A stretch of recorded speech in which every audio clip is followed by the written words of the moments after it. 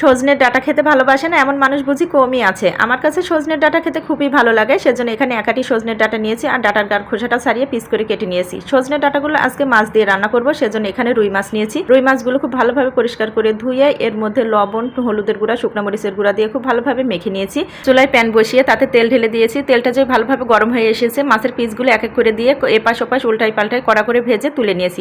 রান্নার জন্য প্যানে তেল ঢেলে দিয়েছি আর এর মধ্যে আস্ত জিরা আর বেশ কিছু পরিমাণ পেঁয়াজ কুচি দিয়েছি। সাথে দিয়েছি বাটা মশলা, সরিষা বাটা, পেঁয়াজ, রসুন, জিরা একসাথে বেটে নিয়েছি সেই মশলাটা, আর কাঁচামরিচ বাটা। আরও দিয়েছি হলুদের গুঁড়া, মরিচের গুঁড়া, ধনিয়ার গুঁড়া, টেস্ট অনুযায়ী লবণ। সামান্য পরিমাণ পানি দিয়ে মশলাটাকে খুব ভালোভাবে ভুনে নিয়ে আগে থেকে কেটে ধুয়ে রাখা সেই সজনে ডাঁটা আর সাথে দিয়েছি বেশ কিছু পরিমাণ আলু। এগুলো মশলার সাথে খুব ভালোভাবে কষিয়ে নিয়ে ঝোলের জন্য পর্যাপ্ত পরিমাণে পানি দিয়ে একটা ঢাকনা দিয়ে ঢেকে দিয়েছি ঝোলটা ফুটে আসা পর্যন্ত। যে ফুটে এসেছে আগে থেকে ভেজে রাখা সেই মাছের পিসগুলো দিয়ে আবারও ঢাকনা দিয়ে ঢেকে দিয়েছি। যে তরকারিটা হয়ে এসেছে নামানোর আগে উপর থেকে সামান্য পরিমাণ ভাজা জিরার গুঁড়া দিয়েছি আর এভাবে তৈরি করে দিয়েছি সজনে ডাঁটার খুবই মজাদার রেসিপি।